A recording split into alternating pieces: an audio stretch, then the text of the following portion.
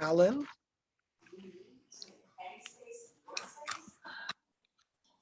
Alan? Hello. Hello. Nice to see you, Ernie. You see How's Iraq Kodesh? Take a look. Look at behind me. Oh my gosh, really beautiful. Look. Oh my goodness, look at that. Oh my goodness. Where are you on the top? Which building are you in? It's where Yaakov, Yaakov has a balcony. Yaakov has like Wow. I don't know, a rooftop thing. Oh, beautiful. My goodness. Hi, Mario. So you see the sunrise now, huh? Yeah. Beautiful. Where are you? The Yaakov's rooftop. house? Beautiful. Look. That's where Yaakov lives? This Yaakov lives right in the middle of Rechavia. Ernie. Harold, That's welcome wonderful. from Yerushalayim. Yeah, wonderful. Wow. It's an amazing process, by the way, to get in. It from the airport till I was in Yaakov's car was 32 minutes. 32 minutes? Yeah, they've speeded up. You know, I used to wait in line at those booths Yeah. to show your passport. It's all automated now. They have facial recognition. Oh, wow. You put your passport in, it sees your face, lets you in. Oh my goodness. And then at the end, before you leave the thing, they've built a big tent. Everybody goes in and gets your nose swab, but it takes a second because there's a line. You sit down, they swab you. They have your passport number and everything. This morning, we got an email. Your COVID test is negative. How much did you after the email In came? How much Chicago, after? no, in Chicago, you have to prepare a whole PDF document with your COVID vaccine, and you have an issue and all of that. So it didn't take very long. But in Israel, once you land, you're in. It's literally to 30 minutes. What neighborhood are you in, Ernie? Wow. Did you take it? Look. Did you get? This is in Did you get this is Rechavia. This Yeah. is he's on the Yaakov has a rooftop. Nice. He builds his sukkah. Very nice. Yeah. Very Beautiful. nice. Yeah. Ernie, The weather, it's like 80 degrees. It's 6:30 in the morning. And it's like Ernie, I think you're in Sierra Bonita. Ernie, you're in Sierra Bonita. I can see the Fairfax Theater. Ernie, did you have to take the serological at the airport? No, they swab you in the air. I was telling everyone from the moment we landed till I was in Yaakov's car was 32 minutes. Wow. Because Where do you take the serological? you know the old used to stand in line for your passport. They do it all by machine now. You put your passport, takes your picture, and you're in. Yeah. Then after you get your baggage, they built a new tent where everybody goes in a line. You sit down for the COVID test. This morning we got an email that it was negative. What about the serological? So that we have an appointment this morning at 7:15 at like 7:30 at a lab here, and you have it back by noontime. You have to stay in Bidud until then. You can drive okay. to the lab. So nothing really changed from when I went. Okay. No. Here, Walter, that's the view we have from here. Yeah. Nice. Where you staying? Okay. We're at Yaakov's apartment. Nice On apartment. Rehov Tveria Shalosh. It's an area called Nachlaot. Ooh, I like Right there, Nachlaot. I know where Nachlaot is. I used to stay at Nachlaot. Right in the Shaarei Chesed, near the in the valley. You're in the valley. Well, you have Ushishkin and Rehov Tveria, and Bezalel takes you into the city. Yeah. That's where he is. Very study. Just below the university. Yeah, I guess so. Yeah, right near the university. A lot of development has gone up around here. And you see Crane, they're building, obviously, apartment buildings, and, Don't you know that's the national bird? Right. And by the way, the real estate prices are really being driven up. A lot of foreign, non-Israeli citizens are buying up properties without sight unseen. They haven't even seen the property. And that tends to drive the price of property because my kids are looking to buy something. And they said it's just. Uh-oh. Help, Mario, help. Trouble. Ernie, you're frozen. Darko. Yes. Frozen. What was that? You are frozen. I'm frozen? You Yes, were. sir. How about now? You're okay. It's okay. Okay, well, let me know. Okay. So we're on Yud Ches Samad Aleph. Moed Reb Meir, she'im yesh bein neser leneser kemolei neser. We said, let's say you put lumber on, which according to one mandomer is not kosher, as the schach, but you have space in between each plank, and shemeniach pesel b'neim uksheira. As long as you put kosher schach in between those spaces, because you'll have 50%, and that'll be kosher. So the Gemara analyzed. So, according to the Manda Omar, we had a debate whether when we say schach posel, apostles ba'arba amois, that's according to Manda Omar that says whether or not it's next to the walls or whether it's in the middle. So that's why here it's kshera, because you don't have arba amois of posel dikaschach. But here, you can end up having more than 4 amas of posel dikaschach, the neser in the middle. You okay, Mario? Yes. Okay.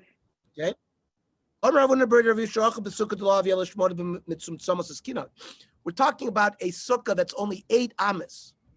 It's exactly. So there, the 4 doesn't posel. And do you have Nesru Pesel and Nesru Pesel?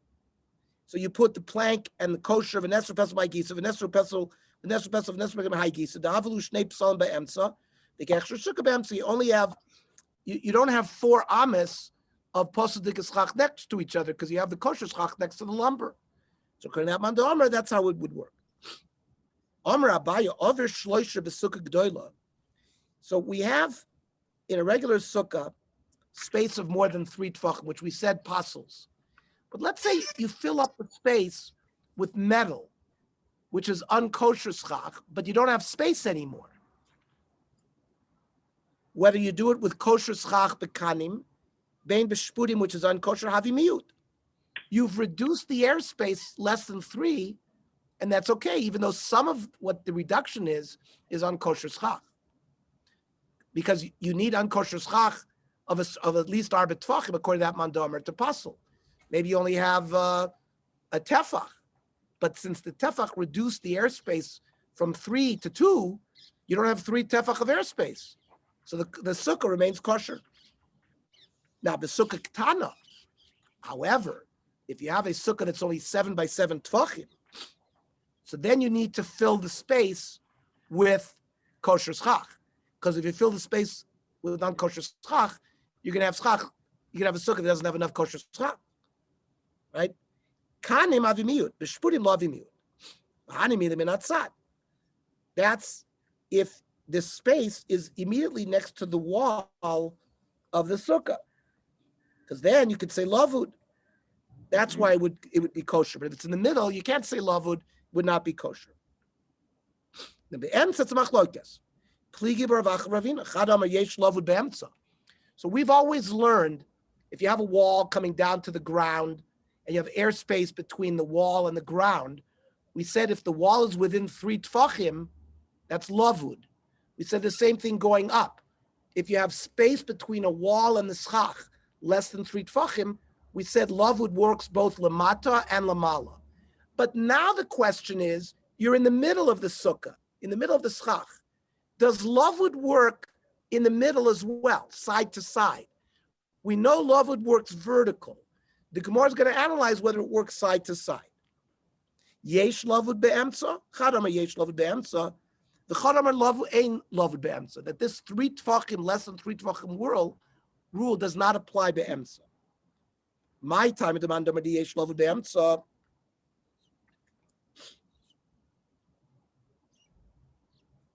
What's the Mandomer who says Lavud works even in the middle? The Tanya. So we have a famous case of an alleyway, right? Three-sided alleyway. It's got walls on three sides, and the open ends up into Rishus Harabim, our famous mavui that we've been dealing with. And we know, and there's chatzeros that empty into the mavui. You want to carry in the mavui. So technically, midaraisa, a three-walled structure has enough mechitzas to make it a Rishus HaYachid. But since it opens up into Rishus Harabim, we're concerned people might carry from that Rishus HaYachid to the Rishus Harabim. So remember, we have a correction, a lechi or a koreh. Correct. You have to have a crossbeam or a piece of wood on the side at the opening. Why? So people will see it and remember, oh, I'm now leaving Rishus HaYachid to Rishus Harabim, I should stop here. So we had a case, you have the opening into Rishus Harabim, a beam this way and a beam this way, but they don't meet, but they're within 3 tfachim of each other. You might remember it from Erevin or from Shabbos. It doesn't reach to the other wall. Or, which we said the two koiroids, the two beams meet in the middle. They don't touch. If it's less than 3 tfachim, we use lavud, even though we're dealing with side to side. We're not dealing with vertical. So the Manda Amar who holds that yesh lavud be'emtza b'schach learns from the din of koira that you can go lavud even be'emtza. If it's more than 3 tfachim, then you can't use lavud. So the Manda Amar that holds we don't learn lavud be'emtza, what does he do with this proof from the koiros? The idich shiny koiros to rabbanon. Don't tell him the whole din there by mavui and koira is only rabbinic. So there you can say lavud, but here sukkah is doraisa. To say lavud be'emtza, sukkah doraisa, you have no raya from there, which is only a rabbinic din. The halacha in Shulchan Aruch is pachos mishloishes tfachim. Gam hu nimtza be'emtza nechshav k'tzamud v'sasum. So we paskin halacha like the Manda Amar that holds, we hold of lavud be'emtza. That's an important yisod to remember, that lavud works not just up and down, but it works side to side as well. My time in Manda Amar ain't lavud be'emtza. What's the reasoning of the Manda Amar that says that lavud doesn't work side to side? This nan. Aruba shababayis. You have a skylight in a house, a window that opens up to the ceiling. That's an aruba. It's a tefach. The dimension of that window is 1 tefach. Tuma babayis kulo tame. If there's a kazayas of a mace in that house, the house is tame. If there's an item underneath the skylight, that remains tohor. Rashi, kelim shetachtet oim she'ena oila meis. Anything underneath the roof of that room, ena chanami, becomes tamei. But anything directly under the skylight remains tohor because there's no ohel over it. Tuma keneged aruba, another din. Same case, you have the house with the skylight, and the kazayas tuma is right underneath the skylight. And remember, the window is a tefach. Kol habayis kulo tohor. So the kazayas mace is not underneath the bias because it's underneath airspace. So the other items in the house remain tohor. Let's say it's less than the tefach, right? It's a half a tefach opening. Tuma babayis keneged aruba tohor. If the tuma is underneath the skylight still, everything is Torah. Tuma keneged aruba, kol habayis kulo Torah. That means, excuse me, let's say the kazayis is somewhere else in the house. Anything underneath the aruba remains Torah. And if the tumah is underneath the skylight, it's all Torah. Here's the proof. If we would say lavud, less than 3 tfachim, the whole house should be seen as closed. Even if something is underneath the skylight, the whole house should be tamei. Everybody see that? Lavud closes it. Obviously, according to this Manda Omar, lavud doesn't work side to side. That's why if it's under the skylight, it renders the house Torah. Oh, what does the Manda Omar, who says we do learn lavud be'emtza? Okay? Yeah. All right. So v'idich shiny hilchos tuma da'achi gmir lehu. The Gemara answers that hilchos tuma is halach l'moshe misinai. It's special dinim by tuma. You don't learn it to other dinim. Okay. Dorash Rabbi Yehuda bar Eloi. Bayis nifchas. You have a house. The roof on the inside of the house collapsed. So you have open space. V'sichech al gabav. And you put schach there. So you have a kosher sukkah. Rabbi Porish. My Rebbe explained, Kach Pirish Abba, Arba Amois Psula, that Pachas Marba Amois Ksheira.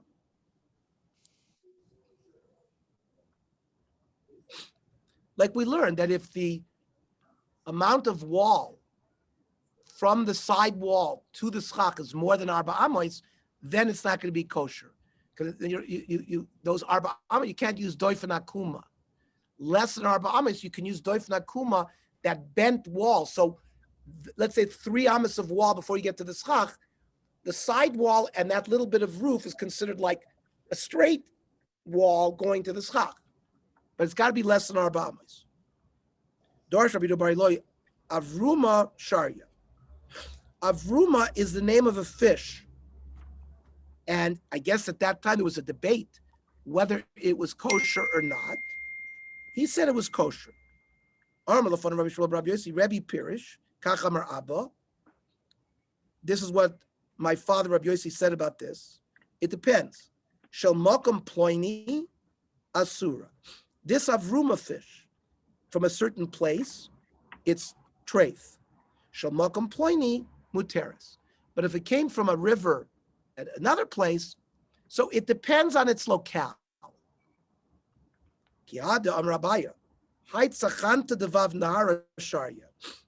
This fish called Tzachanta Devavnara is permitted.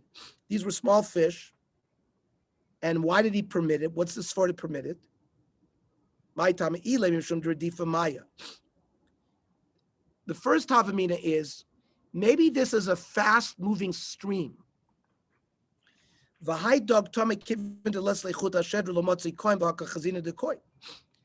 the Gemara's first thing is maybe he felt that all the fish found in that fast-flowing river is kosher because non-kosher fish don't have a backbone, right? Think about shellfish, octopus, shrimp. They can't withstand the fast current. But then the Gemara says, what do you mean? We have dolphins, we have whales, right? They are dog temai. They don't have fins and scales, and they're treif, even though they have a backbone. And I guess they knew other types of fish that were maybe a shark fish, maybe a shark.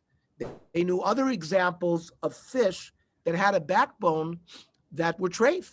So that's not a raya that you found it in a fast-moving stream. So the Gemara is now going to say, well, maybe because it's salty. And what's that? Non-kosher fish, again, don't have scales. Scales are protective. Remember, fish that live in the ocean with high salt, the osmolality is very high. So, for example, our skin, if we're in the water, in an ocean water, it's a semi-permeable membrane that prevents our blood the electrolytes, sodium, potassium, being changed by osmosis. If you put something less salty and something more salty, and it's got a permeable membrane, so water goes from less salty to more salty, and it'll change the concentration. So that's dangerous for animals that don't have significant protection between the external environment and their internal environment. Claude Bernard, who was a famous physiologist in the 18th century, called it the internal milieu, that their life depends on protection of the internal milieu.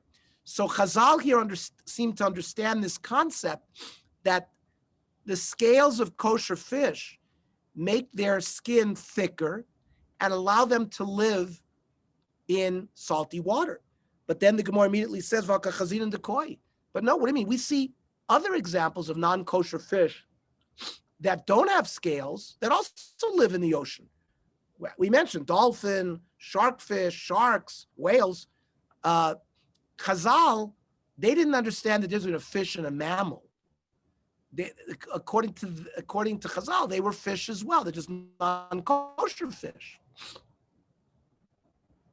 El mishum deloy marbe tinayu dag tome. Sorry.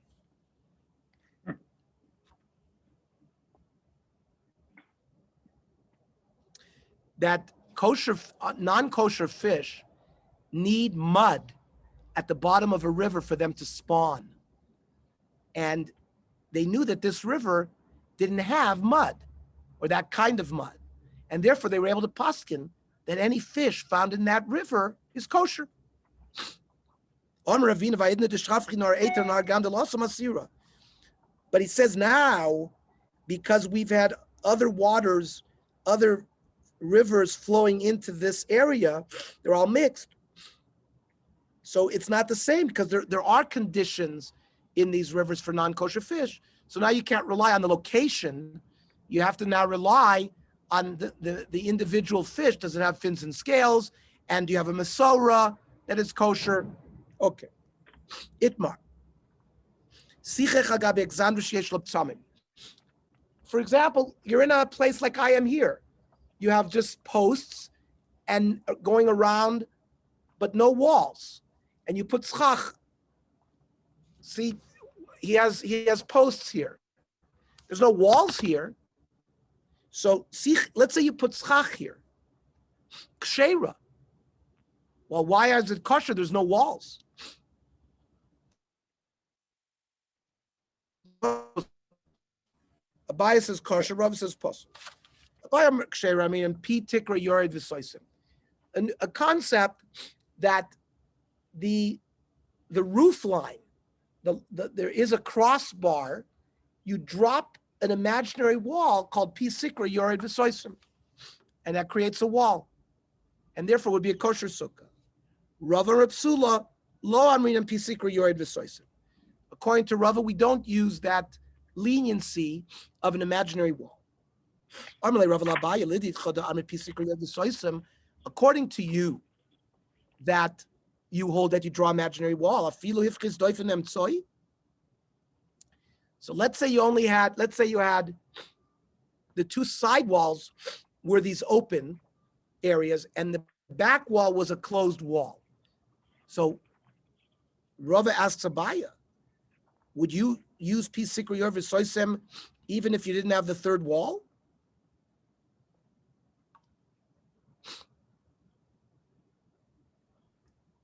There I agree with you.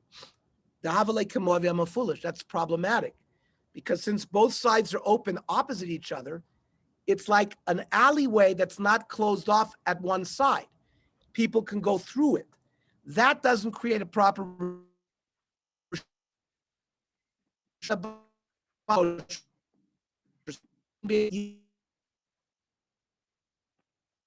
You're frozen. You're frozen.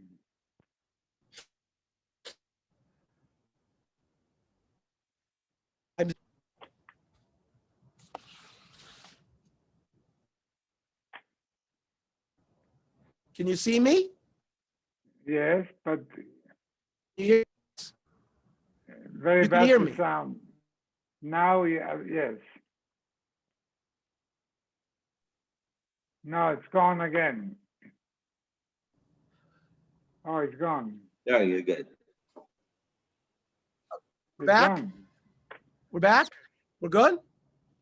We're Yes. good? Oh, so maybe it's a machlokas Rav and Shmuel, the Itmar.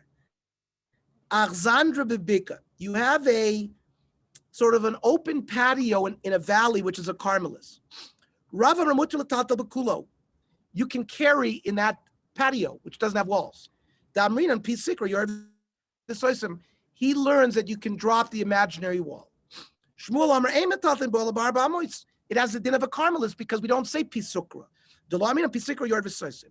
Now, Liber is Shmuel Kalamalo Pligi. According to Shmuel, there's no machlokas. Keep Pliga Liber to Rav. According to we'll have the machlokas according to Rav, as we'll learn that tomorrow. So tomorrow, again, we will learn the